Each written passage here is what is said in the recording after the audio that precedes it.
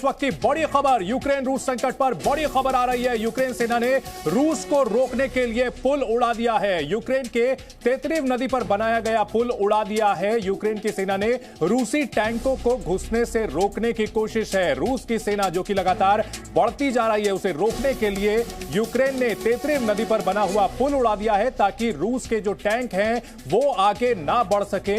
रूस की सेनाएं लगातार ही आसमान, जमीन और समंदर के रास्ते अंदर घुसने की कोशिशों में लगी हुई हैं और यूक्रेन की सेना ने रूस को रोकने के लिए तेत्रिव नदी पर जो पुल बना हुआ था उसे उड़ा दिया है ताकि रूस की सेना की रफ्तार थम सके। लेकिन इस बीच बड़ी खबर यह है कि रूस की सेना लगातार अपना आक्रमण तेज करती चली जा रही है। यूक्रेन बेबस नजर आ रहा है, लगातार नेटो देशों से मदद की गुहार लगा रहा है और इस बीच अपनी पूरी ताकत लगा करके रूस को रोकने की कोशिश करता हुआ। लेकिन यहां पर बड़ी खबर इस वक्त की, तेत्रिव नदी पर बने हुए पुल को उड़ा दिया है यूक्रेन की सेना ने। पुतिन का युद्ध मोड ऑन है। पुतिन की सेना लगातार तीन ओर से घुसी चली आ रही है यूक्रेन में और निशाना कीव है। कीव पर कब्जा करके जेलेंस्की को कहीं ना कहीं अपदस्थ करने की कोशिश है। जेलेंस्की जो कि नेटो में शामिल होने की कवायद कर रहे थे और इसी वजह से यह तकरार बढ़ती चली जा रही थी। और वहीं नेटो देशों की बात करें तो उन्होंने यूक्रेन को भरोसा तो दिया है, लेकिन यहां भरोसे पर जमीन पर उतरते हुए नहीं दिख रहे हैं।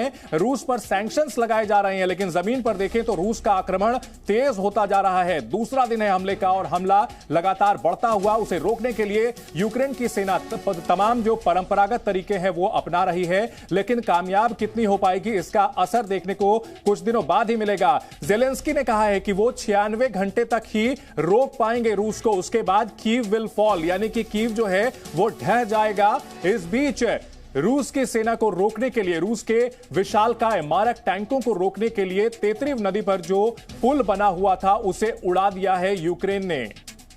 यूक्रेन की तबाही की तस्वीरें लगातार सामने आ रही हैं, लगातार बमबारी हो रही है। आसमान से, जमीन से रूस की सेना लगातार बढ़ती चली जा रही है। समंदर से भी घेराबंदी जारी है और इस बीच तेत्रिव नदी पर बने हुए पुल को यूक्रेन की सेना ने उड़ा करके रूस की रफ्तार को थोड़ी कम करने की कोशिश की है। रूस के जो टैंक लगातार आगे बढ़ रहे थे उन्हें रोकने की कोशिश की है और ये तस्वीरें जी न्यूज पर ही आप देख सकते हैं। एक्सक्लूसिव तस्वीरें पुल को उड़ाने के बाद की है। वॉर जोन से, यूक्रेन के वॉर जोन से बड़ी तस्वीर इस वक्त की जी न्यूज पर ही सिर्फ आप देख सकते हैं। एक्सक्लूसिव तस्वीरें, तेत्रिव नदी पर बने हुए पुल को उड़ा दिया है। ये एक टेक्निक होती है, एक रणनीति होती है कि डिफेंस मजबूत करने के लिए रास्ते में जो पुल बने हुए होते हैं उन्हें उड़ा दिया जाता है और अपनी जो घेराबंदी होती है, अपनी जो जमावट होती है उसे बढ़ाया जाता है। और यही कोशिश कर रही है यूक्रेन की सेना, क्योंकि उसे कोई मदद नहीं मिल रही और रूस की जो ताकत है, एक जबरदस्त ताकत, उससे निपटने के लिए पुरजोर कोशिश कर रही है यूक्रेन की सेना। लेकिन जेलेंस्की ये भी कह रहे हैं कि दुनिया ने उन्हें अकेला छोड़ दिया है और अकेले जितना हो सके यूक्रेन कोशिश कर रहा है लड़ने के लिए।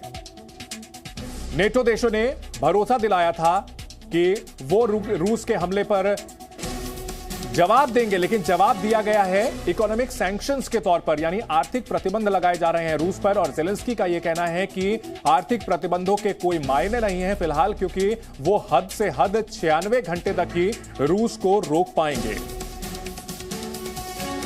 तो यह अलग अलग तस्वीरें सामने आ रही हैं। रूस ने तबाह किए हैं,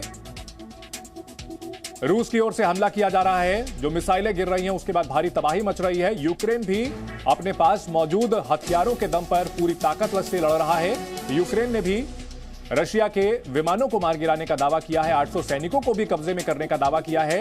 लेकिन जो जमीनी हालात हैं वो निश्चित तौर पर रशिया के फेवर में ही नजर आते हैं। यूक्रेन पर रूस से हमले के दौरान दोनों देश अपने अपने दावे कर रहे हैं। हम आपको उन दावों की हकीकत दिखा रहे हैं, उन तस्वीरें दिखा रहे हैं दोनों देशों की ओर से। रूस ने जो तबाही मचाई है, रूस के ओर से मिसाइलें दागी जा रही हैं, हवा से बम बरसाए जा रहे हैं विमानों के द्वारा।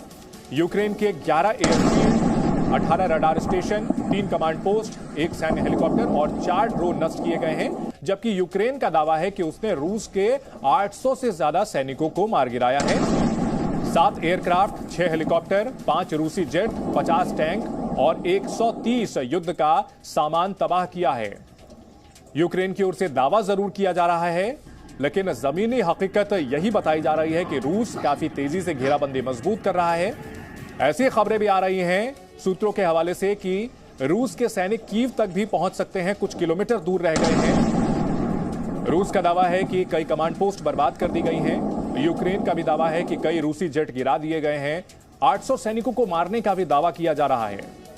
तो दावों का खेल जरूर चल रहा है, लेकिन हर लिहाज से यूक्रेन काफी कमजोर है रूस के सामने। रूस एक सुपर पावर है, जबकि यूक्रेन उसके सामने कहीं नहीं टिकता। सोवियत संघ से अलग होकर के यूक्रेन की रचना हुई थी 1991 में, जब सोवियत संघ का विघटन हुआ। उसके बाद फिर यूक्रेन एक अलग देश बना। बाद में यूक्रेन ने अपने परमाणु हथियार छोड़ दिए, ये भरोसा मिलने के बाद कि ब्रिटेन, अमेरिका और रूस उसकी सुरक्षा करेंगे। लेकिन बाद में हालात तेजी से बदले। 2014 तक वहां पर रूस समर्थक सरकार थी, बाद में वो सरकार हटी और पश्चिमी देशों के समर्थक सरकारें बनी। और ज़ेलेंस्की जिन्होंने नेटो में शामिल होने की कवायद शुरू की, उसके बाद तनाव बढ़ता गया और यह तनाव बढ़ता हुआ एक जबरदस्त युद्ध के रूप में तब्दील हो चुका है। Presenting B News app, available on Google Play and App Store. Download it now.